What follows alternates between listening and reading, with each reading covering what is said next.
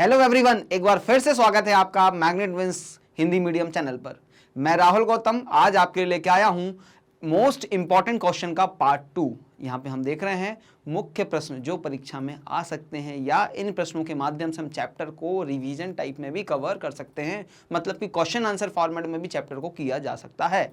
तो उसी का आज मैं पार्ट 2 आप लोगों के लेके आया हूं। पार्ट 1 में हमने 9 क्वेश्चंस कंप्लीट किए थे, आज देखते हैं उसी को कंटिन्यू कर रहे हैं। तो आज हम 10वें प्रश्न से चालू करेंगे। तो 10वां प्रश्न हमारे स्क्रीन पे ये रहा और हमसे पूछ रहा है निम्नांकित विवरण से सीमांत अवसर लागत ज्ञात कीजिए। He is asking about marginal opportunity cost, है ना जी। इसको हम बोलते हैं मार्जिनल, इसको हम बोलते हैं अपॉर्चुनिटी और इसको हम बोलते हैं कॉस्ट। तो मुझसे पूछ रहा है कि भैया इस तालिका से आप मुझे मार्जिनल अपॉर्चुनिटी कॉस्ट कैलकुलेट करके बताइए। तो ठीक है, हम कैलकुलेट कर देंगे। अब जब आपको उत्तर देना रहेगा, आंसर लिखना रहेगा, तो टेबल ड्रॉ कर लेंगे और उस टेबल के अकॉर्डिंग मतलब वस्तु ए और वस्तु बी रखेंगे और उसमें एक एडिशनल कॉलम आप ऐड करेंगे जिसको हम बोलेंगे मार्जिनल अपॉर्चुनिटी कॉस्ट। ठीक है जी। अच्छा, मार्जिनल अपॉर्चुनिटी कॉस्ट का फॉर्मूला क्या होता है? मार्जिनल अपॉर्चुनिटी कॉस्ट का फॉर्मूला होता है यूनिट सैक्रिफाइस्ड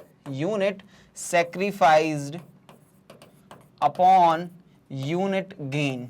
ठीक है जी, unit sacrifice upon unit gained. ठीक है, तो यहां पे देखेंगे क्या यूनिट हम सैक्रिफाइस कर रहे हैं और क्या यूनिट को हम गेन कर रहे हैं। ठीक है, तो फर्स्ट ऑप्शन में देखेंगे हम कि यहां पे हमारे पास कोई आंसर नहीं आया, क्योंकि यहां पे ना कोई सैक्रिफाइस है ना कोई गेन है, क्यों कंपैरिजन के हमारे पास प्रीवियस बेस नहीं उपलब्ध है। अब जैसे ही हम यहां पे देखते हैं कि यहां पे यूनिट गेन दिख रहा है मुझे, वस्तु ए में हमने 10 यूनिट को गेन किया है। ठीक है, तो वो तो मेरा डिनोमिनेटर हो जाएगा। अब वस्तु बी जो है वो मैंने सेक्रीफाइस किया। कितना सेक्रीफाइस किया है? 200 माइनस 180, 20 यूनिट्स को मैंने सेक्रीफाइस किया है। तो मैं लिखूंगा 20 अपॉन कितना यूनिट सेक्रीफाइस किया मैंने? 10। 20 अपॉन 10 बन गया मेरा क्या? मेरा 20 अपॉन 10 बन गया। ये 20 अपॉन 10 कितना आ जाएगा? इसको सॉल्व भी करते जाइए तो 2 आ जाएगा। ठीक है, फिर अब यहां पे मैं 180 यूनिट्स प्रोड्यूस कर रहा था, तो कितना प्रोड्यूस कर रहा हूं? 140। तो कितना यूनिट सेक्रीफाइस किया? 180 माइनस 140 तो 40। और यूनिट कितना गेन किया? 10 से 20 हुआ तो 10 यूनिट्स मैंने यहां पे गेन किया। तो यहां पे आ जाएगा मेरा आंसर 4। ठीक है, फिर क्या हुआ? 140 से मैं 80 पे चला गया, तो 60 यूनिट्स यहां पे सेक्रीफाइस किया और कितना यूनिट गेन किया मैंने? 10 यूनिट्स गेन किया। यहां पे कितना मैंने सेक्रीफाइस किया? 80 यूनिट्स और गेन कितना किया? 10 यूनिट्स ही मैंने गेन किया। तो यहां पे बचेगा मेरा 6, यहां पे बचेगा मेरा 8। ठीक है जी, 20 डिवाइडेड बाय 10 2, 40 डिवाइडेड बाय 10 तो 4 और 60 डिवाइडेड बाय 10 तो 6 एंड 80 डिवाइडेड बाय 10 इज 8। तो मेरा मार्जिनल अपॉर्चुनिटी कॉस्ट क्या आया? 2468। इसका मतलब ये हो रहा है कि मैं अगर एक एडिशनल यूनिट प्रोड्यूस करता हूं इस पॉइंट पे, तो मुझे 2 यूनिट ऑफ बी जो है वो सेक्रीफाइस करना पड़ेगा। इधर मैं 1 यूनिट प्रोड्यूस करने के लिए 4 यूनिट सेक्रीफाइस कर रहा हूं, इधर मैं 1 यूनिट गेन करने के लिए 6 यूनिट सेक्रीफाइस कर रहा हूं और इधर 1 यूनिट गेन करने के लिए 8 यूनिट सेक्रीफाइस कर रहा हूं। तो आप देखेंगे मेरी मार्जिनल अपॉर्चुनिटी कॉस्ट क्या है? बढ़ रही है। मार्जिनल अपॉर्चुनिटी कॉस्ट क्या है? बढ़ रही है। और ऐसा क्यों होता है? क्योंकि जब हम संसाधनों को एक उपयोग से दूसरे उपयोग में हस्तांतरित करते हैं तो उनकी प्रोडक्शन कैपेसिटी जो होती है कम हो जाती है, उनकी इफेक्टिवनेस कम हो जाती है, मतलब कम उत्पादन हमें वो उपलब्ध कराएंगे। बात समझ में आ गई? ठीक है जी, तो ये बन जाता है मेरा इस प्रश्न का जवाब। ठीक है जी, चलिए अब हम बढ़ेंगे अगले प्रश्न की तरफ। अगला प्रश्न मुझसे पूछता है निम्नांकित से उत्पादन संभावना वक्र के आकार पर टिप्पणी कीजिए। मतलब मुझे क्या करना पड़ेगा? अभी उत्पादन संभावना वक्र बनाना है, फिर उस पर मैं टिप्पणी करूंगा। तो उत्पादन संभावना वक्र बनाने के लिए मुझे क्या लेना पड़ेगा? ये हो गया मेरा y एक्सिस और ये हो गया मेरा x एक्सिस। तो कौन कौन से प्रोडक्ट हैं यहाँ पे? प्रोडक्ट x को x एक्सिस पे रिप्रेजेंट कर लूंगा और प्रोडक्ट y को y पे कर लूंगा। ठीक है बजी, चलिए अब यहाँ पे मुझे कितनी यूनिट प्रोड्यूस करनी है? 0 से लगा के 4। तो 1 मतलब 0 1 2 3 एंड 4, इसको हम लिख भी देंगे 1 2 3 एंड 4। चलिए अब क्या करना है, बाय पे मुझे कहाँ जाना है, 0 से 10 यूनिट्स तक जाना है, ठीक है जी। तो ये 0 हो गया मेरा, और यहाँ पे मैं 2 रखूँगा, यहाँ 4, 6, 8 एंड 10, और इधर मैं 5 भी बना लूँगा इक्वल करने के लिए। तो 2, 4, 6, 8 एंड 10। चलिए पहला बिंदु कहाँ पे आएगा सर, 10 पे 0 इधर आ गया। दूसरा बिंदु 9 पे 1, तो ये 1 हो गया और ये बीचों बीच 9 हो गया। 2 पे 7, ये 2 हो गया और ये बीचों बीच मेरा 7 हो जाएगा। फिर क्या है, 7 तक हो गया मेरा। फिर है मेरा 4 पे 3, ये 3 हो गया और ये 4 हो गया। थोड़ा सा नीचे आएगा, 4 कहाँ पे आएगा मेरा, थोड़ा सा नीचे आएगा, ये 4 है और ये 3 है, ठीक है। फिर क्या मेरे पास 0 पे 4, मतलब ये वाला पॉइंट, ये वाला पॉइंट, और इसको मैं ऐसे करके ज्वाइन कर दूंगा, ठीक है। तो ये बन गया मेरा क्या, उत्पादन संभावना वक्र, और इसको हम बोलते हैं प्रोडक्शन पॉसिबिलिटी कर्व। क्या बन गया मेरा, प्रोडक्शन पॉसिबिलिटी कर्व बन के तैयार हो गया। क्वेश्चन क्या पूछा है, आकार पर टिप्पणी कीजिए। तो पीपीसी का जो आकार है वो क्या है, डाउनवर्ड स्लोपिंग है, पहला लिखेंगे डाउनवर्ड स्लोपिंग है ना, लिख लीजिए डाउनवर्ड स्लोपिंग। और दूसरा क्या बोल रहे हैं, concave to the origin, concave to the origin. क्यों कॉनकेव है टू द ओरिजिन, देखिए कॉनकेव मतलब ये नदोत्तर बोलते हैं इसको हम हिंदी में, ये नदोत्तर है, कहाँ से, मूल बिंदु से, ऐसा शेप बना रहा है। ये 2 बातें लिख दी, लेकिन ऐसा क्यों है, क्योंकि हमारी जो मार्जिनल रेट ऑफ ट्रांसफॉर्मेशन है वो बढ़ती जाती है, मार्जिनल रेट ऑफ ट्रांसफॉर्मेशन बढ़ती जाती है, इसलिए हमारा पीपीसी का जो आकार है वो कॉनकेव हो जाता है। तो सर ये एमआरटी कैसे दिखेंगे, अब एमआरटी देखने के लिए आपको फिर कैलकुलेट करना पड़ेगा, unit gain, unit sacrifice upon unit gain, unit sacrifice upon unit gain. तो कैलकुलेट कीजिएगा इधर कैलकुलेट कर देता हूं मैं। तो फर्स्ट यूनिट पे कुछ नहीं आता मेरे पास, सेकंड में कितना यूनिट सेक्रीफाइस कर रहा हूं मैं, 1 unit is sacrifice to gain 1 unit. यहाँ पे सेक्रीफाइजेशन कितना मेरा, 2 यूनिट का सेक्रीफाइस है टू गेन 1 एडिशनल यूनिट। इधर क्या है मेरे पास, 3 यूनिट का सेक्रीफाइस किया मैंने यहाँ पे टू गेन 1 यूनिट। यहाँ पे कितना यूनिट सेक्रीफाइस किया, 4 यूनिट सेक्रीफाइस किया। तो मेरी जो एमआरटी है, एमआरटी बढ़ती है, इसलिए मेरा क्या होता है, डाउनवर्ड स्लोप होता है, और जो उसके कारण मेरा स्लोप जो है वो कॉनकेव हो जाता है, उसका जो मेरा आकार है, शेप जो है वो कॉनकेव हो जाता है टू द ओरिजिन, ठीक है जी। ये बनता है हमारे प्रश्न क्रमांक 11 का आंसर। बात ठीक है, दोनों बातें हमने कमेंट कर दी। अब हम बढ़ेंगे अगले प्रश्न की तरफ। अगला प्रश्न मुझसे पूछता है, निम्नांकित तालिका के आधार पर उत्पादन संभावना वक्र पर कारण सहित टिप्पणी कीजिए। कारण सहित टिप्पणी करना है, तो कारण को पहले ही जान लेते हैं हम, है ना। तो उसके लिए क्या करना पड़ेगा, again you need to calculate the MRT, है ना। एमआरटी कैलकुलेट करने का फॉर्मूला क्या है, unit sacrifice upon unit gain, ठीक है जी। तो यहाँ पे लिख लेंगे अपन, एमआरटी का जो फॉर्मूला होता है, marginal rate of transformation is equals to unit sacrificed upon unit gained, ठीक है। ये एमआरटी का फॉर्मूला हो गया। अब यूनिट फर्स्ट यूनिट पे कुछ आता नहीं है, सेकंड यूनिट में कितना सेक्रीफाइस किया, 16 से 12 यूनिट पे आ गया, तो 4 यूनिट मैंने सेक्रीफाइस किया to gain 1 additional unit of X. Here 4 unit is also, 4 unit मैंने यहाँ पे सेक्रीफाइस किया टू गेन 1 यूनिट, और यहाँ भी मैंने क्या किया, 4 यूनिट सेक्रीफाइस किया टू गेन 1 एडिशनल यूनिट, और यहाँ भी मैंने 4 यूनिट को सेक्रीफाइस किया टू गेन 1 एडिशनल यूनिट। देखो पिछले क्वेश्चन में हमारा क्या था, एमआरटी जो था वो क्या था, मार्जिनल रेट ऑफ ट्रांसफॉर्मेशन बढ़ता हुआ था, और यहां पे एमआरटी क्या है मेरे पास, कांस्टेंट एमआरटी है। तो कांस्टेंट एमआरटी है, तो देखते हैं कि कर्व का शेप कैसा आएगा।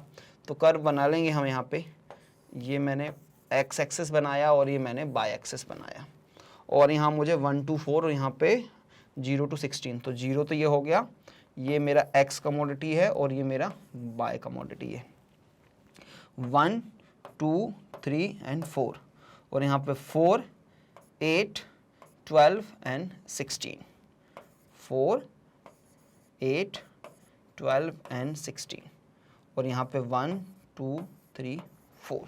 चलिए 0 पे कितना है 16, तो पहला पॉइंट यहाँ पे आ जाएगा मेरा।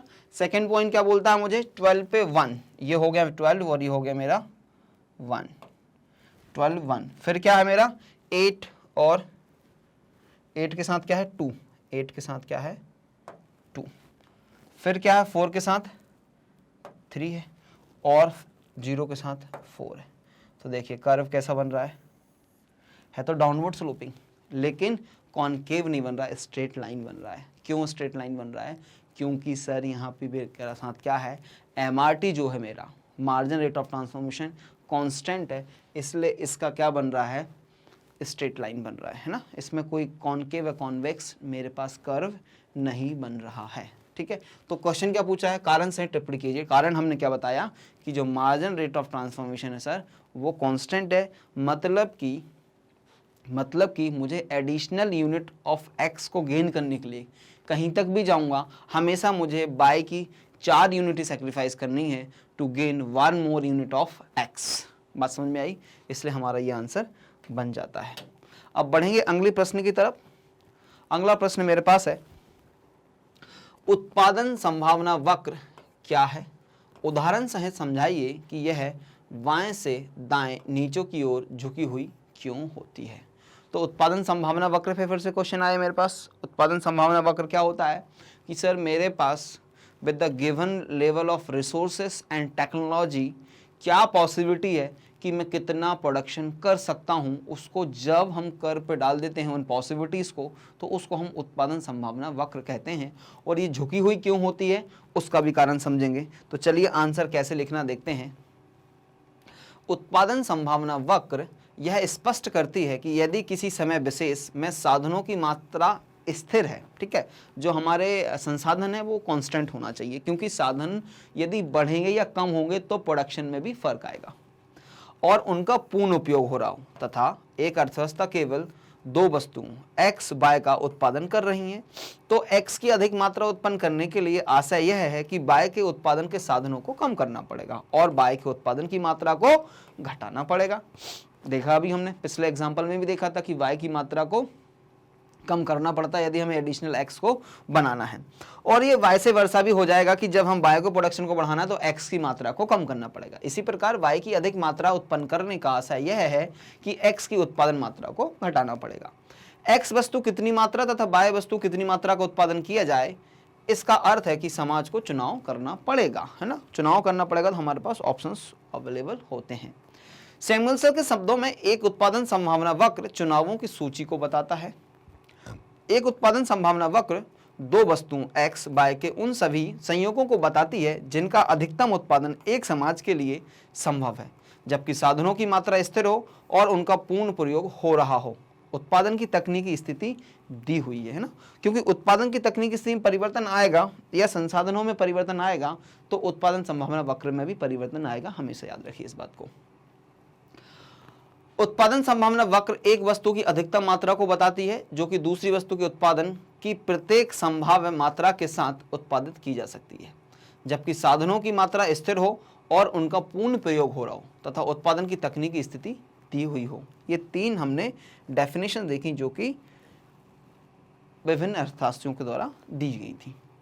अब उदाहरण, क्योंकि क्वेश्चन में पूछा था उदाहरण से बताना है, उत्पादन संभावना वक्र की विशेषताएं बताएंगे और उदाहरण के साथ बताएंगे। ठीक है जी। तो उदाहरण के लिए हमने लिया है कि हमारे पास कौन कौन से संयोग उपलब्ध हैं। संयोग ये बोलता है कि आपके पास ना 2 ही कमोडिटी बन सकती हैं, एक्स और बाय, जिसमें एक्स का 0 प्रोडक्शन है और बाय का 10। जैसे ही हम संयोग बी पे आते हैं तो हमें बताता है कि 1 एक्स बना लीजिए और 8 जो है वो बाय बना लीजिए। सी हमें बताता है कि 2 एक्स और 6 बाय। डी हमें बता रहा है कि 3 एक्स और 4 बाय, और ई हमें बता रहा है कि 4 एक्स तो 2 बाय। ये मेरे पास प्रोडक्शन की पॉसिबिलिटीज हैं, और ये सारे ऑप्शन एक साथ नहीं बनेंगे, कोई इनमें से एक कॉम्बिनेशन का मुझे चुनाव करना पड़ेगा। ठीक है जी। तो ये तो बनेगा मेरा उत्पादन संभावना वक्र, और ये हमने उदाहरण समझा। इस उदाहरण से यहाँ पे मैंने ये कर्व प्लॉट कर दिया। ठीक है जी। उस उदाहरण से हमने क्या किया, ये कर्व को प्लॉट कर लिया। ठीक है। उत्पादन संभावना रेखा की प्रमुख विशेषताएं निम्न प्रकार हैं। उत्पादन संभावना वक्र बाएं से दाएं नीचे की ओर गिरती हुई होती है। ठीक है जी। ये देखो, ये बाएं हो गया और ये दाएं हो गया, बाएं से दाएं नीचे की ओर गिरती हुई होती है। ठीक है जी, डाउनवर्ड स्लोप बोल दिया। अर्थात पूर्ण रोजगार वाली अर्थव्यवस्था में यदि x वस्तु की मात्रा बढ़ाई जाए तो दूसरी वस्तु y की मात्रा घटानी पड़ेगी। यह बात रेखा चित्र क्रमांक 1.1 में दर्शाई गई है। ठीक है, चलिए कोई बात नहीं, ये भी देख लिया हमने। दूसरी विशेषता क्या है? सामान्यतः एक उत्पादन संभावना वक्र, सामान्यतः लिख रहे हैं क्योंकि इसके कुछ अपवाद भी होते हैं। वक्र मूल बिंदु के प्रति नदोत्तर होती है। नदोत्तर मतलब कॉनकेव, ये देखिए कॉनकेव से वाप रहा है वस्तु। दूसरे शब्दों में यदि x वस्तु के उत्पादन को एक एक करके बढ़ाया जाता है तो y वस्तु की अधिकाधिक मात्रा का त्याग करना पड़ेगा। यह बात रेखा चित्र क्रमांक 1.2 में दर्शाई गई है। हम देख सकते हैं यहाँ पे इस चित्र से स्पष्ट है कि हम जैसे जैसे x वस्तु की एक एक इकाई को बढ़ाते जाएंगे तो y वस्तु की मात्रा का हमें त्याग करना पड़ेगा। y वस्तु की मात्रा को त्याग कर रहे हैं, जब भी तो हम x का प्रोडक्शन बढ़ा सकते हैं। ठीक है जी, तो ये दो विशेषताएं हो गई। तीसरी विशेषता है उत्पादन संभावना वक्र पर x एवं y का कोई भी संयोग ABC तकनीकी दृष्टि से कुशल है, मतलब दैट कैन बी अचीव्ड, या वो कुशल मतलब हम बोल रहे हैं कि जहां संसाधनों का अनुकूलतम उपयोग हो रहा है। इसके अंदर का संयोग तकनीकी दृष्टि से अकुशल है, क्योंकि यहाँ पे संसाधनों का सदुपयोग या अनुकूलतम उपयोग नहीं हो रहा। देखिए, जबकि हम यहाँ बना सकते थे, इस कॉम्बिनेशन में कोई भी कॉम्बिनेशन बना सकते थे, लेकिन हम डी पे काम कर रहे हैं, मतलब हम संसाधनों का पूर्णतः प्रयोग नहीं कर रहे। तथा इसके बाहर का संयोग तकनीकी दृष्टि से अप्राप्य है।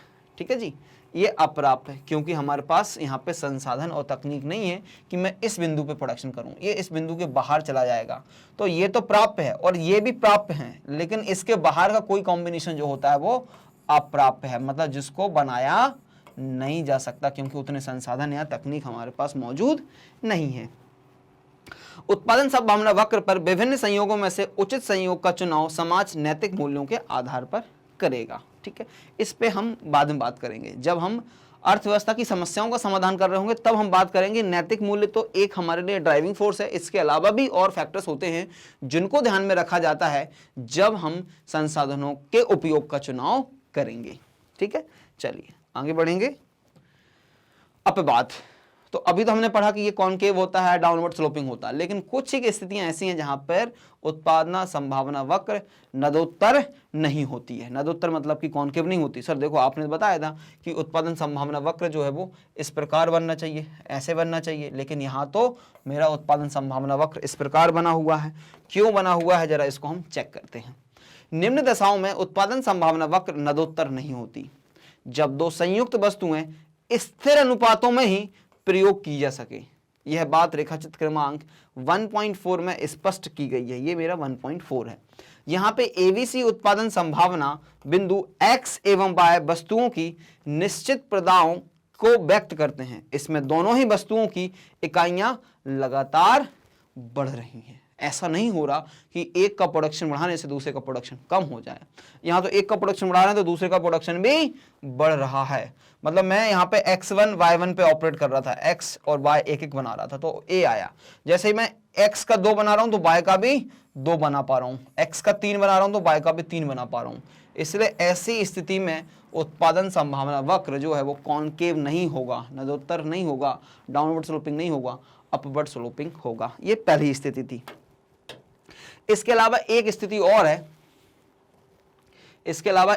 और है, जहां पे देखेंगे हम कि ये कॉनकेव मतलब तो नहीं है लेकिन स्ट्रेट लाइन बन जाता है। देखते हैं क्यों।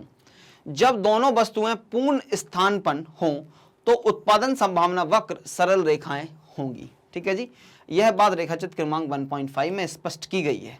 अब देखो, इसके पहले जस्ट हमने एक क्वेश्चन किया था जहां पे मेरा मार्जिनल रेट ऑफ ट्रांसफॉर्मेशन क्या आ रहा था, कांस्टेंट आ रहा था। मैं उस क्वेश्चन में क्या कर रहा था कि सर मुझे यदि x की 1 यूनिट प्रोड्यूस करना है तो बाय 4x सेक्रीफाइस करना था। सेकंड पॉइंट में मुझे 1 बनाना था तो 4x मुझे करना, 4y मुझे सेक्रीफाइस करना पड़ रहा था, और यहाँ भी मुझे 4y सेक्रीफाइस करना पड़ रहा था। इसका मतलब क्या था कि मेरी MRT जो है वो कांस्टेंट है। जब MRT कांस्टेंट होगी तो मेरा जो उत्पादन संभावना वक्र है उसका शेप एक सीधी रेखा होगी, एक स्ट्रेट लाइन होगी, ना कि कॉनकेव टू द ओरिजिन।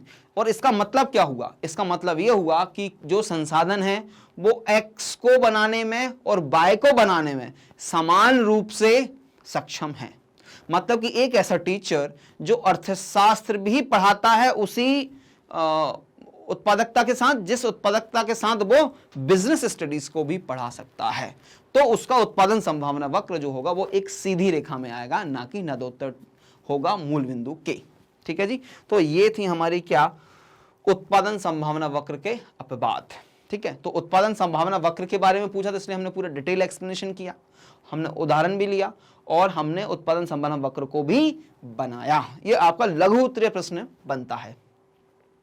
अब हम आगे बढ़ेंगे और देखेंगे, अगला प्रश्न हमारे पास है उत्पादन संभावनाओं के विषय में दो उत्पाद के विभिन्न संयोजनों को उदाहरण की सहायता से समझाइए तथा बताइए कि इस संबंध में कौन कौन से विशेष बिंदुओं को ध्यान में रखना जरूरी है। ठीक है जी, पूरा की संयोग बताइए, उदाहरण लीजिए और कौन कौन सी बातें महत्वपूर्ण होती हैं।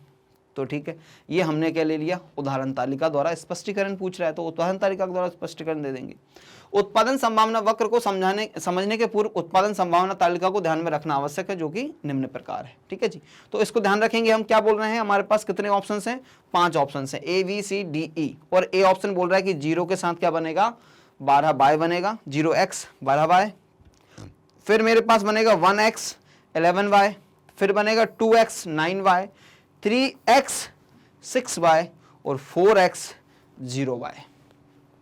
तो ये तो मेरा बन गया तालिका। अब तालिका से हम क्या बनाते हैं, उत्पादन संभावना वक्र बनाते हैं। तो बनाएंगे आगे,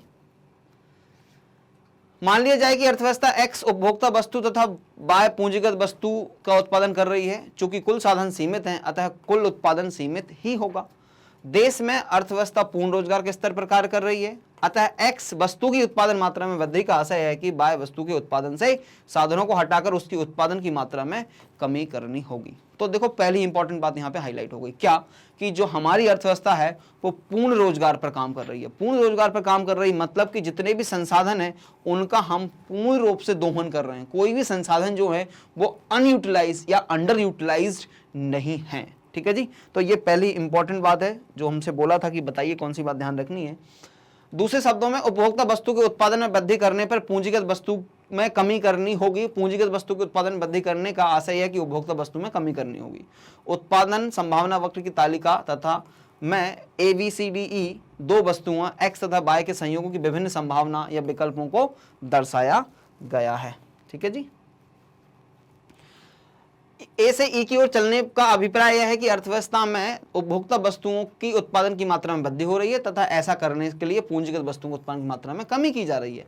उपभोक्ता वस्तु के अधिक उत्पादन का अर्थ यह है कि समाज वर्तमान आवश्यकताओं की पूर्ति पर अधिक जोर दे रहा है। ठीक है जी, ऐसी दशा में समाज को पूंजीगत वस्तु के उत्पादन के त्याग की लागत उठानी पड़ेगी। परिणाम स्वरूप भविष्य में उत्पादन क्षमता में कमी हो जाएगी। क्यों हो जाएगी उत्पादन क्षमता में भविष्य में कमी? क्योंकि आप अगर आज कंज्यूमेबल गुड्स बनाते हो, कंज्यूमर गुड्स मतलब वो गुड्स होते हैं जिनको आप कंज्यूम कर लेते हो, कंज्यूम करने के बाद वो खत्म हो जाते हैं। लेकिन पूंजीगत वस्तुएं वह वस्तुएं होती हैं जो कि अन्य वस्तुओं के उत्पादन में सहायता प्रदान करती हैं। ठीक है, तो जब आप पूंजीगत वस्तुएं बनाओगे तो भविष्य में आपकी प्रोडक्शन कैपेसिटी इनहांस होगी। इसी प्रकार ई से ए की ओर चलने का अभिप्राय यह है कि समाज पूंजीगत वस्तुओं के उत्पादन की मात्रा को वृद्धि करता है और ऐसा करने में उसे उपभोक्ता के वस्तु के उत्पादन के साधनों को हटाना पड़ता है तथा इसके परिणाम स्वरूप उपभोक्ता वस्तु के उत्पादन की मात्रा कम हो जाती है। वर्तमान में पूंजीगत वस्तु के उत्पादन पर बल देने का अभिप्राय यह है कि समाज को उपभोक्ता वस्तु के त्याग की लागत उठानी पड़ेगी, परंतु भविष्य में समाज की उत्पादन क्षमता में वृद्धि होगी और अधिक उत्पादन संभव हो सकेगा। ठीक है जी, चलिए, उक्त तालिका में विकल्प ए बताता है कि उपभोक्ता की वस्तु का उत्पादन 0, पूंजीगत वस्तु का उत्पादन 12 है, जबकि विकल्प ई बताता है पूंजीगत वस्तु का उत्पादन 0 तथा उपभोक्ता की वस्तु का उत्पादन 4 इकाई है। ये दोनों ही स्थितियां एक सिरे की हैं और ये दोनों स्थितियों को हम सेलेक्ट नहीं करेंगे सामान्यतः, क्योंकि हमें पूंजीगत वस्तुओं की आवश्यकता होती है और उपभोक्ता वस्तुओं की भी आवश्यकता होती है। तो दोनों के ऐसा कोई कॉम्बिनेशन यूज करेंगे जो कि हमारी समाज की आवश्यकताओं के अनुरूप होगा या समाज की प्राथमिकताओं के अनुरूप होगा। व्यवहार में अर्थव्यवस्था इन दोनों ही स्थितियों के बीच किसी स्थिति में रहेगी। उक्त तालिका में दी गई वस्तु X, Y की उत्पादन संभावनाओं को जब वक्र रेखा द्वारा व्यक्त कर दिया जाता है तो हम उसे उत्पादन संभावना वक्र या सीमा प्राप्त हो जाती है। उपभोक्ता उत्पादन संभावना वक्र बोलेंगे या उसको सीमा भी बोलते हैं, जहां पे सीमा समाप्त हो जाती है, इसके ऊपर हम प्रोडक्शन नहीं कर सकते। ठीक है जी, चलिए विशेष उल्लेखनीय तथ्य भी है उत्पादन संभावना वक्र के बारे में, पूछा था क्योंकि हमसे। उत्पादन संभावना वक्र इस बात को स्पष्ट करती है कि पूर्ण रोजगार वाली अर्थव्यवस्था यदि वस्तु x वस्तु की मात्रा बढ़ाई जाएगी तो y वस्तु की मात्रा में कमी करना पड़ेगा। पूर्ण रोजगार हमेशा ध्यान रखना है, और संसाधनों का अनुकूलतम उपयोग। एक उत्पादन संभावना वक्र मूल बिंदु के प्रति उन्नोत्तर होती है, नदोत्तर होती है, बेसिकली उन्नोत्तर नहीं होती, नदोत्तर होती है। ये इसका आशय यह है कि यदि x वस्तु के उत्पादन को एक एक इकाई करके बढ़ाया जाता है तो y वस्तु की अधिक मात्रा का त्याग करना पड़ेगा, और यदि y वस्तु के उत्पादन को एक एक इकाई करके बढ़ाया जाता है तो x वस्तु की अधिक मात्रा का त्याग करना पड़ेगा। त्याग के इस नियम को बढ़ती हुई लागतों का नियम कहते हैं। ठीक है, क्योंकि हमारी मार्जिन अपॉर्चुनिटी कॉस्ट बढ़ती जाती है। प्रत्येक अर्थव्यवस्था जो कि अधिकतम कल्याण प्राप्त करने में रुचि रखती है, उद्देश्य संभावना वक्र पर एक बिंदु अर्थात संयोग का चुनाव करना पड़ेगा। एक उत्पादन संभावना वक्र पर वस्तुओं के सभी संयोगों को तकनीकी दृष्टि से कुशल होते हैं। समाज ABCDE में से कौन से संयोग का चयन करेगा, यह एक नैतिक प्रश्न है जो कि प्रत्येक समाज अपने नैतिक मूल्यों के अनुसार ही निश्चित करेगा। ये हो जाता है हमारे इस प्रश्न का जवाब। अब हमारे पास आता है अगला प्रश्न। अभी तक हमने जितने प्रश्न देखे वो कहीं ना कहीं उत्पादन संभावना वक्र के आसपास घूम रहे थे। अब हम जरा बात करते हैं कि जो अर्थव्यवस्थाएं होती हैं, हमने पढ़ा था नियंत्रण के आधार पर 3 प्रकार की अर्थव्यवस्थाएं होती हैं, तो उसके आधार पे हमें अंतर पूछा गया है। नियंत्रित अर्थव्यवस्था मतलब कि समाजवादी अर्थव्यवस्था की बात कर रहे हैं यहाँ पे, या केंद्र नियोजित अर्थव्यवस्था बोलते हैं हम उसको।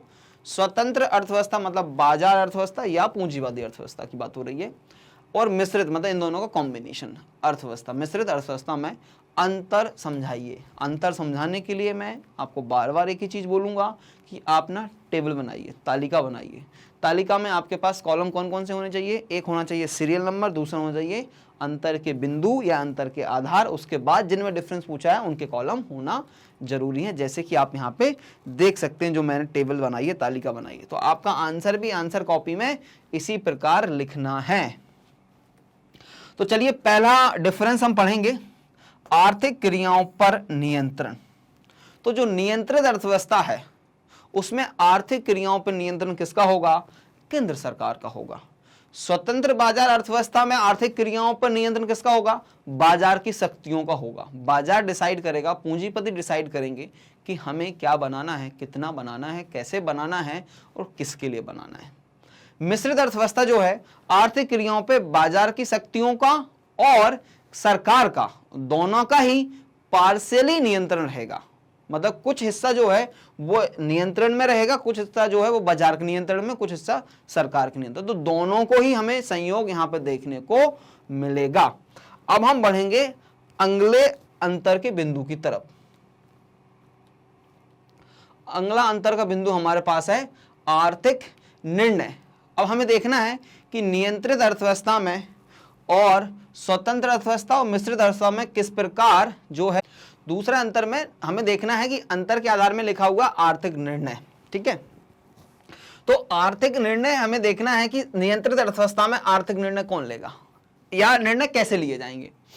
तो आर्थिक निर्णय जो होंगे वो नियंत्रित अर्थव्यवस्था में सामाजिक कल्याण को ध्यान में रखकर निर्णय लिए जाएंगे, जबकि जो बाजार अर्थव्यवस्था है, पूंजीवादी अर्थव्यवस्था है, वो अपने लाभ अधिकतमीकरण को ध्यान में रखकर डिसीजन लेगी, क्योंकि उसको प्रॉफिट अधिक होना चाहिए। और तीसरी अर्थव्यवस्था जो है हमारी है मिश्रित, उसमें सामाजिक कल्याण कौन ध्यान रखेगा इस बात का? नियंत्रित अर्थव्यवस्था। और लाभार्जन कौन ध्यान रखेगा? स्वतंत्र बाजार मतलब कि पूंजीवादी अर्थव्यवस्था को ध्यान में रखकर आर्थिक निर्णय लिए जाएंगे। ठीक है जी, तो ये बन जाता है हमारा दूसरा डिफरेंस। अब हम बढ़ेंगे अगले डिफरेंस की तरफ, जो कि हमारा तीसरा डिफरेंस है, उपभोक्ता की स्थिति। अब देखो, जो हमारी केंद्र नियोजित अर्थव्यवस्था है या जिसको हम नियंत्रित अर्थव्यवस्था बोल रहे हैं, उसमें उपभोक्ता की सार्वभौमिकता को ध्यान में नहीं रखा जाएगा, क्योंकि समाज का कल्याण जरूरी है। किसी एक व्यक्ति या एक उपभोक्ता को हम ध्यान में रख के वस्तुएं नहीं बनाएंगे, सभी उपभोक्ताओं को ध्यान में रखते हुए वस्तुओं का निर्माण किया जाएगा, जिससे कि समाज का कल्याण हो सके। तो इसलिए क्या लिख रहे हैं हम? उपभोक्ता की सार्वभौमिकता का अभाव रहेगा, केंद्रीय सत्ता द्वारा निर्धारित माल ही उपभोक्ता को खरीदना पड़ता है। जबकि जो बाजार अर्थव्यवस्था है वो तो उपभोक्ता की सार्वभौमिकता का ही ध्यान रखेगी, बोलेगी ग्राहक ही क्या है, राजा है। जो आज के दिन हम देख सकते हैं, आज के समय में हम देख सकते हैं कि उपभोक्ता की ही सार्वभौमिकता है। उपभोक्ता किस प्रकार के गुड्स एंड सर्विसेज चाहता है, हमारी अर्थव्यवस्था उसी प्रकार के गुड्स एंड सर्विसेज का प्रोडक्शन कर रही है। तो उपभोक्ता की सार्वभौमिकता का कायम रहती है, अपनी पसंद अनुसार उपभोक्ता माल खरीदने के लिए स्वतंत्र होते हैं। और जब मिश्रित अर्थव्यवस्था की बात की जाएगी तो जो हमारी नियंत्रित अर्थव्यवस्था वाला पार्ट रहेगा, जो सरकारी क्षेत्र होगा, वो उपभोक्ता की सार्वभौमिकता का ध्यान नहीं रखेगा, लेकिन जो प्राइवेट क्षेत्र होगा, जो पूंजीवादी अर्थव्यवस्था होगी, वो उपभोक्ता की सार्वभौमिकता का ध्यान रखेगा। तो ये दोनों का जो संयोग है वो आपको कौन सी अर्थव्यवस्था में देखने को मिलेगा, मिश्रित अर्थव्यवस्था में देखने को मिलेगा। उपभोक्ता की सार्वभौमिकता बनी रहती है, किंतु सार्वजनिक वितरण प्रणाली उपभोक्ताओं के आवश्यक वस्तुओं की पूर्ति सुनिश्चित करती है। तो भारत में हम ये दोनों ही ऑप्शन देख सकते हैं। इसके बाद बढ़ेंगे अगले डिफरेंस की तरफ, जो कि है मेरा नंबर 4, संसाधनों पर नियंत्रण। क्योंकि नियंत्रण के आधार पर बांटा है, तो संसाधनों पर नियंत्रण किसका होगा, केंद्र सरकार का। यहां पे पूंजीपतियों का होगा और यहां पे दोनों का होगा पार्शियली। संसाधनों का नियंत्रण सरकार के हाथों में रहता है तथा सरकार ही निर्णय करती है कि बाजार में विक्रय किस मूल्य पर किया जाए। संसाधनों पर नियंत्रण लोगों के हाथों में रहता है। माल तथा सेवा की कीमत का निर्धारण बाजार द्वारा मांग एवं आपूर्ति के सिद्धांत के द्वारा किया जाएगा। संसाधनों पर नियंत्रण सरकार तथा लोगों दोनों का होता है। कीमत का निर्धारण बाजार द्वारा होता है, किंतु आवश्यक वस्तुओं की कीमतें पर सरकार का नियंत्रण रहता है। ठीक है जी। अब बढ़ेंगे हम अगले डिफरेंस की तरफ, जो कि होना चाहिए हमारा डिफरेंस नंबर 5, आर्थिक क्रियाओं पर प्रभुत्व। सार्वजनिक क्षेत्र का प्रभुत्व आर्थिक क्रियाओं पर है, क्योंकि सरकारी क्षेत्र ही काम करेगा। सरकार जब निर्णय ले रही है, डिसीजन मेकिंग कर रही है और संसाधनों का नियंत्रण अपने पास रखा है, तो सरकार को ही उन उद्योगों को, उपक्रमों को चलाना रहेगा। यहाँ पे निजी क्षेत्र का प्रभुत्व रहेगा और निजी क्षेत्र आर्थिक क्रियाओं को ऑपरेट करेगा। आर्थिक क्रियाओं पर प्रभुत्व सार्वजनिक क्षेत्र तथा निजी क्षेत्र दोनों का रहता है। ठीक बात है जी। ये हो गया हमारा 5वां डिफरेंस। अब हम आगे बढ़ेंगे अगले प्रश्न की तरफ। अगला प्रश्न क्या है, वास्तविक अर्थशास्त्र तथा आदर्श अर्थशास्त्र में भेद स्पष्ट कीजिए। भेद स्पष्ट कीजिए तो फिर से क्या लेंगे, हम एक तालिका लेंगे, डिफरेंस टेबल लेंगे। और पहला डिफरेंस क्या है मेरे पास, आशय। वास्तविक अर्थशास्त्र से आशय क्या है, वास्तविक मतलब जो हमें तथ्यात्मक अर्थशास्त्र भी इसको बोला जाता है, तथ्य से अवगत कराती है कि स्थिति क्या है। और आदर्श अर्थशास्त्र जो वो हमें बताती है कि क्या होना चाहिए। ठीक है, तो डिफरेंस टेबल समझते हैं इसका संबंध क्या है, अथवा आर्थिक समस्याएं कैसे हल की जा सकती से होता है। इसका संबंध क्या होना चाहिए अथवा आर्थिक समस्याओं का समाधान किस ढंग से होना चाहिए से रहता है। दूसरा, सत्यापन। वास्तविक समंकों से इसका सत्यापन किया जा सकता है। वास्तविक समंकों से इसका सत्यापन नहीं किया सकता, असंभव है। बात समझिए क्यों। अब देखना, मैंने बोला वास्तविक अर्थशास्त्र, मैंने बोला भारत की प्रति व्यक्ति आय 2.5 लाख रुपए पर पर्सन होना चाहिए। ठीक है जी, ये हो गई, सॉरी, मैंने बोला भारत की प्रति व्यक्ति आय 2.5 लाख रुपए है वास्तविक अर्थशास्त्र। आप जाके गूगल पर डेटा डालेंगे, चेक कर सकते हैं। हाँ सर ने सही बोला, वेरीफाई कर लिया। अब मैं बोल रहा हूं भारत की प्रति व्यक्ति आय 5 लाख रुपए पर पर्सन होना चाहिए। कैसे वेरीफाई करोगे, क्योंकि मैं तो सजेशन दे रहा हूं, इट इज अ सजेस्टिव कि ऐसा होना चाहिए, तो it can not be verified. बात समझ में आ गई। तो 2 डिफरेंस हमने देख लिए, वास्तविक अर्थशास्त्र और आदर्श अर्थशास्त्र में। अब बढ़ेंगे हम अगले डिफरेंस की तरफ, जो हमें बताता है ध्येय। इसका ध्येय आर्थिक क्रिया का वास्तविक वर्णन करना, तथ्य से अवगत कराना। इसका ध्येय आदर्शों का वर्णन करना। इसका ध्येय क्या है, आदर्शों का वर्णन करना कि एक आदर्श स्थिति, आइडियल सिचुएशन क्या होना चाहिए, और ये हमें वास्तविक स्थिति से अवगत कराती है। सुझावात्मकता, यह सदैव तथ्यों पर आधारित होता है, सुझावों पर नहीं, और यह व्यक्तिगत मत पर आधारित अर्थात सुझावात्मक होता है ना, सुझाव देते हैं। मूल निर्णय, यह मूल निर्णय का फैसला नहीं करता, यह उद्देश्यों के प्रति तटस्थ होता है। यह मूल निर्णय संबंधी फैसला करता है। बात समझ में आई? तो ये 5 डिफरेंस हो गए मेरे वास्तविक अर्थशास्त्र और आदर्श अर्थशास्त्र में। इसके बाद उदाहरण, भारत की अर्थव्यवस्था में मूल्य स्तर निरंतर बढ़ रहा है, एक वास्तविक स्थिति है। तो इसका आदर्श अर्थशास्त्र क्या बोलेगी हमसे कि भारत को बढ़ती हुई कीमतों के स्तर को रोकने के लिए कदम उठाने चाहिए। बोल रहा हूं महंगाई हो रही है, तथ्य है, महंगाई को रोकना चाहिए, आदर्श अर्थशास्त्र। भारत में आय की असमानता व्यापक है, और यहां पे लिख रहा हूं मैं, आय की असमानता दूर करने के प्रयास करने चाहिए। तो आय की असमानता क्या होती है? आय की असमानता से आशय हमारा उस चीज से होता है जहां के लोगों को समान आय प्राप्त नहीं होती है। उदाहरण के लिए, यदि हमारे देश की जनसंख्या 100 व्यक्ति है और हम 100 रुपए कमाते हैं, तो 100 रुपए 100 व्यक्तियों में अगर हम बांटेंगे तो हर व्यक्ति को 1-1 रुपए मिलना चाहिए। लेकिन ऐसी स्थिति नहीं होने पे हम इसको बोलते हैं आय की असमानता। तो स्थिति क्या है? अभी स्थिति ये है कि 100 रुपए कमा रहे हैं और 100 जनसंख्या है हमारी। अब जो 100 रुपए हैं उसमें से 90 रुपए 10 लोगों को बांट दिए जाते हैं, मतलब 9 रुपए बांट दिए। अब बचे हुए 10 रुपए 90 लोगों को बांटते हैं, मतलब एक व्यक्ति को 90 पैसे मिलते हैं। इसको हम बोलते हैं कि एक व्यक्ति को 9 रुपए मिल रहे हैं और एक व्यक्ति को 90 पैसे मिल रहे हैं। तो इससे क्या होती है? आय की असमानता उत्पन्न होती है। तो बोल रहे हैं कि भारत में आय की असमानता व्यापक है, ये फैक्ट है, और हम क्या बोल रहे हैं? आय की असमानता को दूर करना चाहिए। ठीक है जी, तो ये हमारे 6 अंतर हो चुके हैं। इसलिए अब हम बढ़ेंगे अगले प्रश्न की तरफ। अगला प्रश्न क्या पूछ रहा है मुझसे, देखते हैं। आर्थिक क्रियाओं तथा अनार्थिक क्रियाओं में अंतर समझाइए। जैसे ही अंतर आता है मेरे दिमाग में टेबल आ जाती है। तो टेबल फिर से आ गई मेरे पास, और टेबल में क्या लिखा है? पहला, उद्देश्य। यह धन अर्जित करने के उद्देश्य से की जाती है, और धन का संबंध एडम स्मिथ ने क्या बोला था? वह वस्तुएं एवं सेवाएं जो मेरी आवश्यकता की पूर्ति करती हैं वह धन होता है। तो आर्थिक क्रियाओं का मतलब क्या है? धनार्जन से है, या जीविका को चलाने के लिए हम काम करते हैं।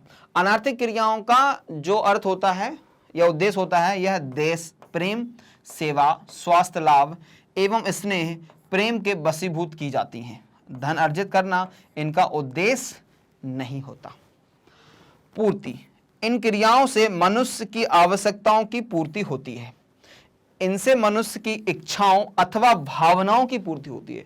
सामान्यतः ये मानसिक संतुष्टि के लिए हम अनार्थिक क्रियाएं करते हैं। जैसे कि आपकी मम्मी आपके लिए खाना बनाती हैं, उनसे उनका जीवन नहीं चलता, लेकिन उनको अच्छा लगता है। हम मंदिर, मस्जिद, गुरुद्वारा जाते हैं क्योंकि हमें वहाँ पे मानसिक शांति मिलती है। वहाँ हम पैसे कमाने के लिए नहीं जाते। पैसे कमाने के लिए तो हम अपने कार्यालय जाते हैं, या आपके पापा खेती करते हैं तो वो खेत में जाते हैं काम करने के लिए। आप जहाँ भी काम करते हैं वहाँ काम करके जाते हैं और वहाँ से पैसे कमा के लेके आते हैं, वो हमारे लिए आर्थिक क्रियाएँ हैं। और जहाँ पे हम मेंटल सेटिस्फेक्शन के लिए जाते हैं वो हमारे लिए अनार्थिक क्रियाएं होती हैं। अगले डिफरेंस की तरफ बढ़ेंगे। मापदंड, इन क्रियाओं का मापदंड द्रव्य मतलब कि मुद्रा है, और इन क्रियाओं को द्रव्य मतलब कि मुद्रा में नहीं मापा जा सकता है। कितना मेंटल सेटिस्फेक्शन आपने लिया मंदिर जाके, आप नहीं बता सकते। आपको अच्छा लगा, अच्छी अनुभूति हुई, वो आप बता सकते हो। संबंध, इन क्रियाओं का संबंध सामाजिक एवं वास्तविक मनुष्यों के आर्थिक होती हैं। इन क्रियाओं का संबंध सभी मनुष्यों के सभी कार्यों से होता है। इनका सिर्फ आर्थिक क्रियाओं से, आर्थिक संबंधी क्रियाओं से होता है, उनका सभी कार्यों से होता है। प्रेरणा स्रोत, ये क्रियाएं आवश्यकता से प्रेरित होती हैं और ये इच्छाओं से प्रेरित होकर इनको किया जाता है। तो आर्थिक क्रियाएं ही हमारे सिलेबस का पार्ट बनती हैं, क्योंकि अनार्थिक क्रियाओं के बारे में हम यहाँ पे नहीं पढ़ रहे होते हैं। यहाँ पे सिर्फ हम आर्थिक क्रियाओं के बारे में पढ़ रहे होते हैं। और फिर आर्थिक क्रियाओं का भी हमने विभाजन किया था 3 श्रेणियों में। याद होना चाहिए आपको कि बिजनेस, प्रोफेशन और एम्प्लॉयमेंट। मैं व्यापार, व्यवसाय कर सकता हूँ, या मैं कोई पैसा कर सकता हूं, या मैं किसी के यहाँ एम्प्लॉय हो सकता हूं, मतलब कि रोजगार, नौकरी कर सकता हूं। ठीक है जी, ये 3 आर्थिक क्रियाएं मुख्य रूप से होती हैं। अब हम बढ़ेंगे, कुछ और अंतर के बिंदु दिए हैं आर्थिक क्रियाओं और अनार्थिक क्रियाओं के बारे में। स्वभाव, ये आर्थिक क्रियाएं वैधानिक होती हैं। सभी क्रियाओं का वैधानिक होना आवश्यक नहीं है। जन्म, ये क्रियाएं अर्थशास्त्र को जन्म देती हैं। इस बिंदु के बारे में आपका बताना चाह रहा था। और इनसे अर्थशास्त्र का जन्म होना आवश्यक नहीं है, हो सकता है लेकिन आवश्यक नहीं है। आर्थिक विकास। इन क्रियाओं से देश का आर्थिक विकास होता है, क्योंकि वस्तुएं सेवाओं बनती हैं और उनसे देश का आर्थिक विकास होगा। इन क्रियाओं से देश का आर्थिक विकास नहीं होता।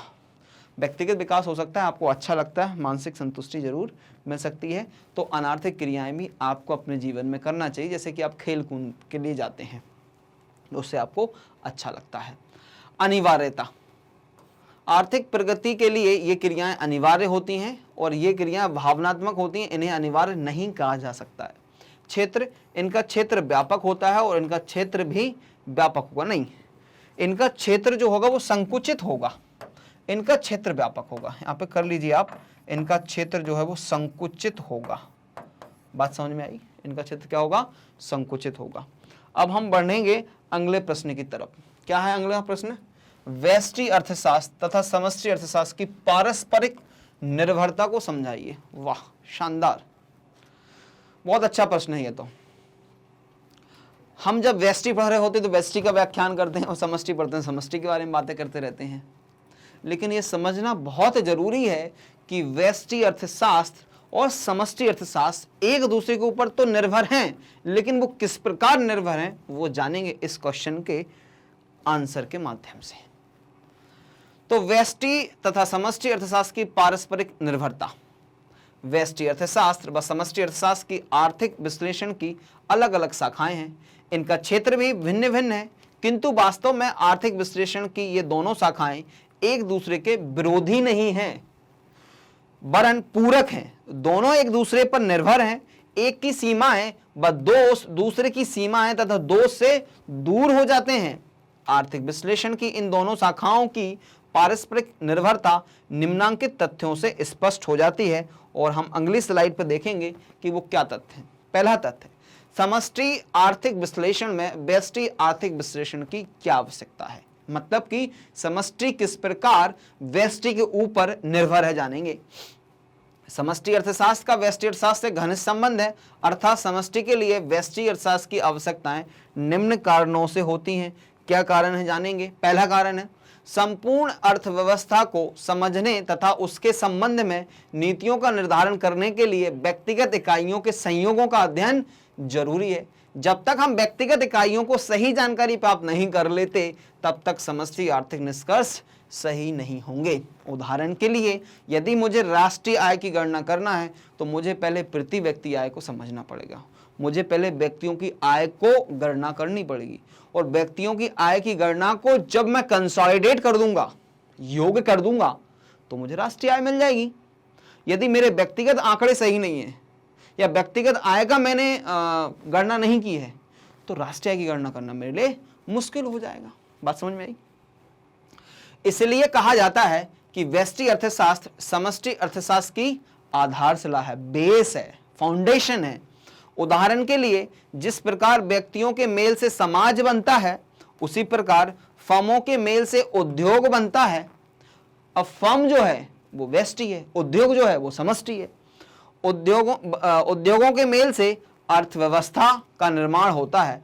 अतएव संपूर्ण अर्थव्यवस्था को समझने के लिए सभी व्यक्तिगत इकाइयों की जानकारी होना जरूरी है।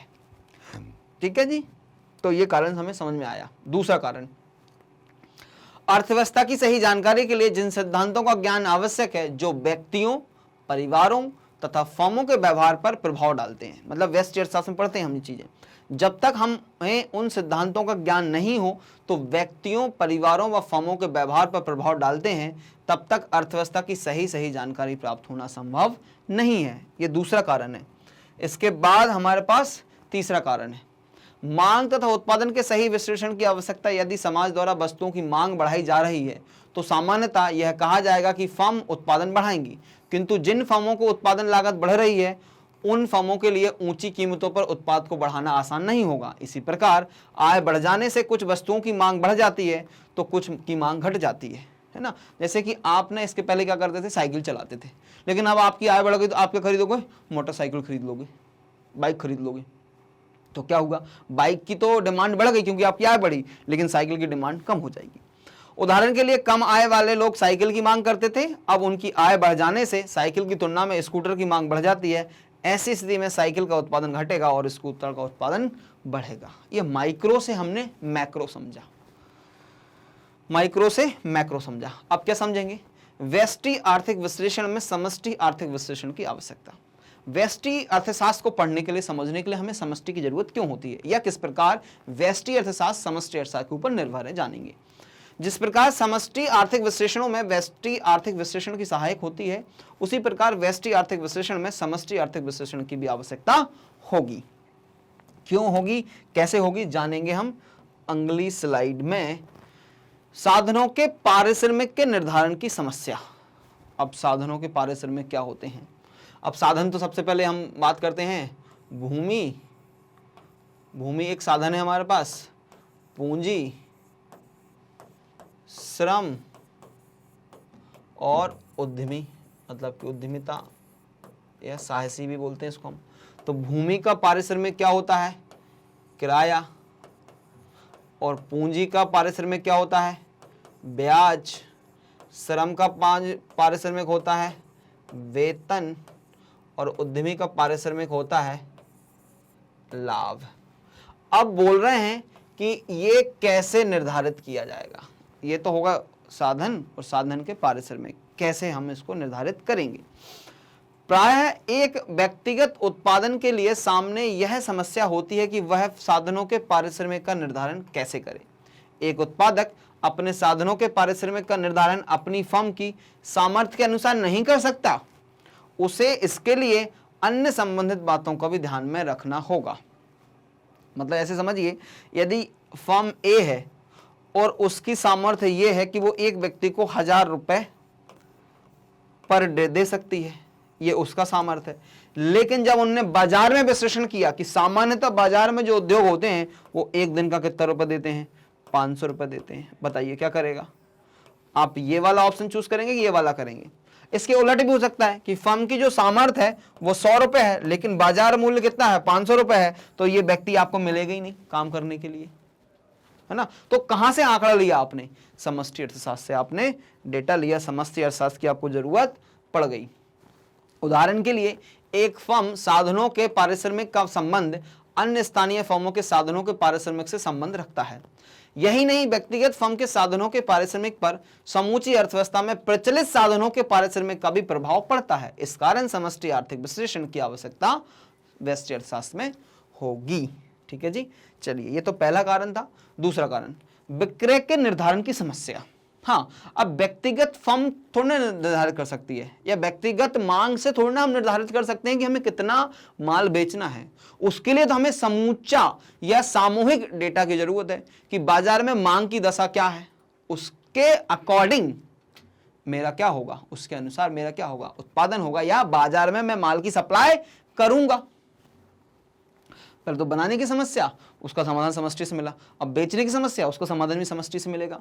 कोई फर्म अपना कितना माल बेच पाएगी, यह केवल उस फर्म द्वारा उत्पादित वस्तु की कीमत पर निर्भर नहीं करेगा, अपितु इस बात पर भी निर्भर करेगा कि समाज में नागरिकों की क्रय शक्ति कितनी है। और क्रय शक्ति कौन बताएगा? समष्टि अर्थशास्त्र। कीमत स्तर कितना ही नीचा क्यों ना हो, यदि समाज की क्रय शक्ति कम हो तो वस्तुओं की बिक्री अधिक नहीं होगी। इसके विपरीत, वस्तु की कीमत ऊंची होने पर भी यदि समाज की क्रय शक्ति ऊंची है तो वस्तुओं की बिक्री अधिक हो सकती है या होगी। बात समझ में आई? फिर उत्पादन की मात्रा का निर्धारण, कितना बनाना है ना, किस कीमत पे बेचना देखा था, अब कितना बनाना है। फर्म को अपने उत्पादन की मात्रा निश्चित करते समय समाज की संपूर्ण मांग, समाज की क्रय शक्ति, रोजगार के स्तर, आय स्तर जैसी बातों का ध्यान रखना होगा। और ये चीजें कहां से मिलती हैं? मुझे मिलती हैं समष्टि अर्थशास्त्र से। इसलिए इस प्रकार व्यष्टि आर्थिक विश्लेषण के लिए समष्टि आर्थिक विश्लेषण का सहारा लेना पड़ता है। ठीक है जी, चलिए फिर एक तीसरी बात। अभी तो हमने क्या देखा कि व्यष्टि समष्टि पर और समष्टि व्यष्टि पर निर्भर है। तीसरी बात क्या बोल रहे हैं? व्यष्टि तथा समष्टि विरोधाभास। एक पैराडॉक्स जरूर देखने को मिलता है इन दोनों में। एक कई जगह पे हमें इसमें विरोधाभास भी देखने में, मतलब वो व्यष्टि के लिए ठीक है लेकिन समष्टि के लिए ठीक नहीं, कई बार समष्टि के लिए ठीक है लेकिन व्यष्टि के लिए ठीक नहीं है। विरोधाभास का मतलब ये होता है कि दो बातें ठीक हैं अपनी अपनी जगह, लेकिन जब हम उनको एक साथ जुड़ के देखेंगे तो दोनों में आपस में कॉन्ट्रडिक्शन है, वो एक दूसरे से मैच नहीं खाती हैं। तो इसका आशय है कि एक कार्य जो व्यक्ति के लिए लाभदायक है और वह समूची अर्थव्यवस्था के लिए हानिकारक भी हो सकता है। उदाहरण के लिए यदि कोई व्यक्ति बचत करता है तो उसके परिवार के लिए लाभदायक है, किंतु यदि सारा अर्थतंत्र, सभी लोग क्या करने लग जाएं, बचत करने लग जाएं, तो इसका परिणाम मांग में कमी मांग में कमी होने से उत्पादन में कमी, उत्पादन में कमी होने से रोजगार में कमी आती, रोजगार में कमी होने से राष्ट्रीय आय में कमी होगी, फलस्वरूप समूची अर्थव्यवस्था को नुकसान होगा। तो सर बचत नहीं कर, बचत करना चाहिए, लेकिन बचत को क्या करना है, निवेश करना है, उसको इन्वेस्ट करना है, सेविंग्स को हमेशा इन्वेस्ट करना चाहिए, क्योंकि बचत यदि आपकी अलमारी में रखी है तो उसमें बढ़ोतरी नहीं हो रही और ना ही वो अर्थव्यवस्था के लिए ठीक बात है, क्योंकि वो पैसा हमारा सर्कुलेशन के बाहर आ गया। मतलब ब्लड है, आपने ना बहुत सारा ब्लड इकट्ठा करके रखा है अपने बेड के नीचे, वो किसी काम का नहीं, ब्लड आपके शरीर में होना चाहिए। उसी प्रकार अर्थव्यवस्था में पैसे होना जरूरी है। अर्थव्यवस्था में जैसे आपके शरीर में खून दौड़ता है, वैसे ही अर्थव्यवस्था में पैसे दौड़ते हैं, उनका सर्कुलेशन इंपॉर्टेंट होता है। अगर उनको सर्कुलेशन के बाहर लेके जाएंगे तो अर्थव्यवस्था के लिए ठीक बात नहीं है। इसलिए हम काला धन एकत्रित करने के लिए मना करती है हमारी सरकार और हमारी समाज। हमें काला धन एकत्रित नहीं करना चाहिए। काला धन भी एकत्रित करना व्यक्ति के लिए तो ठीक है, लेकिन समाज के लिए, अर्थव्यवस्था के लिए ठीक बात नहीं होती। इसको हम बोलते हैं माइक्रो मैक्रो पैराडॉक्स। निष्कर्ष, व्यष्टि अर्थशास्त्र तथा समष्टि अर्थशास्त्र दोनों एक दूसरे पर के पूरक हैं, विरोधी नहीं। समष्टि अर्थशास्त्र का कार्य व्यष्टि अर्थशास्त्र के बिना और व्यष्टि अर्थशास्त्र का कार्य समष्टि अर्थशास्त्र के बिना पूरा नहीं हो सकता। प्रोफेसर सैमुअल्सन ने ठीक ही लिखा है। वास्तव में व्यष्टि व समष्टि अर्थशास्त्र में परस्पर कोई विरोध नहीं है, ये दोनों अत्यंत आवश्यक हैं। यदि आप एक को समझते हैं तो दूसरे से अनभिज्ञ हैं तो आप अर्ध शिक्षित ही कहलाएंगे। सिर्फ व्यष्टि नहीं पढ़ना, हमें समष्टि भी पढ़ना रहेगा। बात ठीक है जी। तो ये था इस प्रश्न का जवाब। बहुत बढ़िया प्रश्न था, इसको जरूर तैयार कीजिएगा। प्रोफेसर गार्डनर भी कुछ कंक्लूड करना चाह रहे हैं। यह कथन महत्वपूर्ण है कि समष्टि तथा व्यष्टि अर्थशास्त्र के बीच विभाजन की कोई सुनिश्चित सीमा रेखा नहीं खींची जा सकती। अर्थशास्त्र के विषय क्षेत्र के अंतर्गत दोनों का ही समान स्थान है। सुविधा की दृष्टि से सही परिणामों पहुंचने के लिए समष्टि अर्थशास्त्र की समस्याओं का समाधान समष्टि अर्थशास्त्र के उपकरणों से एवं व्यष्टि अर्थशास्त्र की समस्याओं का समाधान व्यष्टि अर्थशास्त्र के उपकरणों से प्राप्त होता है। ये हमारे गार्डनर साहब जो थे, प्रोफेसर गार्डनर, उनका कंक्लूजन था। अब हम आगे बढ़ेंगे और देखेंगे हमारा अगला प्रश्न जो आपकी स्क्रीन पे आ चुका है। अविकसित अर्थव्यवस्था, विकासशील अर्थव्यवस्था तथा विकसित अर्थव्यवस्था की अवधारणाओं को समझाइए। अब मुझसे पूछ रहा है कि भैया क्या होती है आपकी अविकसित, विकासशील और विकसित अर्थव्यवस्था। तो पहले समझ लीजिए, फिर हम आंसर पढ़ेंगे। अविकसित अर्थव्यवस्था वह अर्थव्यवस्था होती है जहां पे समाज को या उस देश के लोगों तक वस्तुओं एवं सेवाओं की अनुपलब्धता होती है या अल्प उपलब्धता होती है। मतलब कि वस्तुएं एवं सेवाओं आसानी से उपलब्ध नहीं होती। विकासशील नहीं होती हैं, लेकिन बढ़ती जा रही हैं, सुविधाओं में विस्तार हो रहा है, वस्तुओं एवं सेवाओं की उपलब्धता लगातार बढ़ रही, तो विकासशील हो गई। और जहां पे वस्तुओं एवं सेवाओं की उपलब्धता आसानी से हो जाती है, मतलब कि वो अर्थव्यवस्था विकसित है। उसने अपनी समाज की सारी आवश्यकताओं को पूरा कर लिया है और उसके ऊपर भी वो प्रोडक्शन कर रहे होते हैं। आज के समय में अमेरिका और चाइना एक ऐसी अर्थव्यवस्थाएं हैं जिन्होंने अपने उपभोग का तो प्रोडक्शन कर लिया, उसके ऊपर भी प्रोडक्शन कर रहे हैं, इसलिए हम उनको विकसित अर्थव्यवस्थाओं में गिना जाता है। जबकि भारत जैसी अर्थव्यवस्थाएं जो हैं वो अभी विकासशील अर्थव्यवस्थाएं हैं, जो अपने उपभोग के बराबर उत्पादन करने के लिए प्रयासरत हैं। जबकि पाकिस्तान, अफगानिस्तान जैसी अर्थव्यवस्थाएं जो हैं वो अभी भी अपने उपभोग के बराबर तो छोड़ो, बेसिक मूलभूत आवश्यकताओं की पूर्ति करने के लिए तरस रहे हैं, इसलिए वो अर्थव्यवस्थाएं अविकसित अर्थव्यवस्थाएं। बात समझ में आई? चलिए अब हम प्रश्न का उत्तर पढ़ेंगे। अविकसित या पिछड़ी अर्थव्यवस्था से हमारा आशय उस देश की अर्थव्यवस्था से जहां के लोगों का जीवन स्तर बहुत ही नीचा हो, मतलब ये उसके फीचर्स हैं। बेरोजगारी तथा गरीबी अधिक हो, शिक्षा का अभाव हो तथा नागरिकों के जीवन की न्यूनतम आवश्यकताओं की पूर्ति भी नहीं हो रही है। मतलब न्यूनतम आवश्यकताएं होती हैं हमारी रोटी, कपड़ा, मकान। तो ऐसी अर्थव्यवस्था को हम क्या बोल रहे हैं? अविकसित अर्थव्यवस्था बोल रहे हैं। ऐसी अर्थव्यवस्था में आर्थिक विकास के कार्यक्रमों का नितांत अभाव होता है। अर्थव्यवस्था अधिकांश कृषि पर निर्भर करती है, जीविकोपार्जन के साधनों की कमी पाई जाती है, उद्योगों का अभाव रहता है, देश में उपलब्ध प्राकृतिक एवं मानवीय संसाधनों का पूरा विदोहन नहीं होता। सबसे बड़ा कारण कि आपके पास रिसोर्सेस, देखो 2-3 कैटेगरी हो सकती हैं। कई बार तो ना आपके देश के पास संसाधन ही मौजूद नहीं है, तो फिर कोई बात नहीं, संसाधन मौजूद नहीं है तो आपको कुछ ना कुछ करना पड़ेगा, इंपोर्ट के ऊपर ही निर्भर रहना पड़ेगा, या जो संसाधन है उनका आप पूर्णतः दोहन कीजिए। कई बार हमारे पास संसाधन होते हैं लेकिन संसाधनों का पूर्णतः दोहन नहीं करते। कई देश इस कैटेगरी में आते हैं जिनके पास संसाधन तो हैं प्राकृतिक और मानवीय, लेकिन वो संसाधनों का प्रयोग नहीं कर पा रहे, उपयोग नहीं कर पा रहे, कर तो रहे लेकिन अनुकूलतम उपयोग नहीं हो रहा है। उसी प्रकार हमें भी अपने व्यक्तिगत जीवन में अपने विकास करने के लिए अपने संसाधनों का उपयोग करना पड़ेगा। यदि हमारे पास संसाधन नहीं है तो संसाधनों को विकसित करना पड़ेगा, और संसाधन है उसके बाद भी उपयोग नहीं कर रहे हैं तो हमेशा हम अविकसित रहेंगे, जैसे देशों की अर्थव्यवस्था अविकसित रह जाती हैं। तो अपने व्यक्तिगत विकास के लिए भी ध्यान रखिएगा, संसाधनों का उपयोग बहुत महत्वपूर्ण होता है। निर्यात नहीं के बराबर होता है। जब खुद की समस्या नहीं कर पा रहे, खुद का पेट नहीं भर पा रहे, तो दूसरे के बारे में कैसे सोच सकते हैं। आयात अधिक होता है तथा जनसंख्या का घनत्व भी अधिक रहेगा। ठीक है, ये फीचर्स हैं कुछ। दूसरी आती है हमारी अल्प विकसित या विकासशील। अल्प विकसित अर्थव्यवस्था उस देश की अर्थव्यवस्था को कहते हैं जिनकी प्रति व्यक्ति वास्तविक आय संयुक्त राज्य अमेरिका, कनाडा, ऑस्ट्रेलिया, पश्चिमी यूरोप के देशों के प्रति व्यक्ति वास्तविक आय की तुलना में कम है। क्योंकि ये विकसित अर्थव्यवस्था होंगी, इनसे जब तुलना कर रहे हैं तो इनसे कम है, तो हमने बोल दिया अल्प विकसित है या ये विकासशील है। किंतु पिछड़े या अविकसित देशों की तुलना में अधिक है, और जहां प्राकृतिक संसाधन, मानवीय संसाधनों का पूरा विदोहन नहीं हो पा रहा है। ठीक है, कहीं ना कहीं विदोहन हो रहा है लेकिन पूरा नहीं हो पा रहा, कुछ ना कुछ कमी हमारे पास रह जा रही। ऐसी अर्थव्यवस्था को हम विकासशील अर्थव्यवस्था बोलेंगे। ऐसे देश विकास की अग्रसर हैं किंतु उनके विकास की गति धीमी होती है। अल्प विकसित या विकासशील अर्थव्यवस्था की दशा में कृषि की प्रधानता आपको देखने को मिलेगी, प्राकृतिक व मानवीय साधनों का अल्प उपयोग हो रहा होगा, पूंजी निर्माण का निम्न स्तर, आय तथा संपत्ति के वितरण में असमानता देखने को मिलेगी, और औद्योगिक पिछड़ापन हमें देखने को मिलेगा। ये हमारी विकासशील अर्थव्यवस्था जो है उसके फीचर्स हैं। अल्प रोजगार रहेगा, कच्चे माल का अधिक निर्यात करेंगे, पक्के माल का आयात करेंगे, है ना। अंग्रेजों ने हमें जिस प्रकार से लूटा था।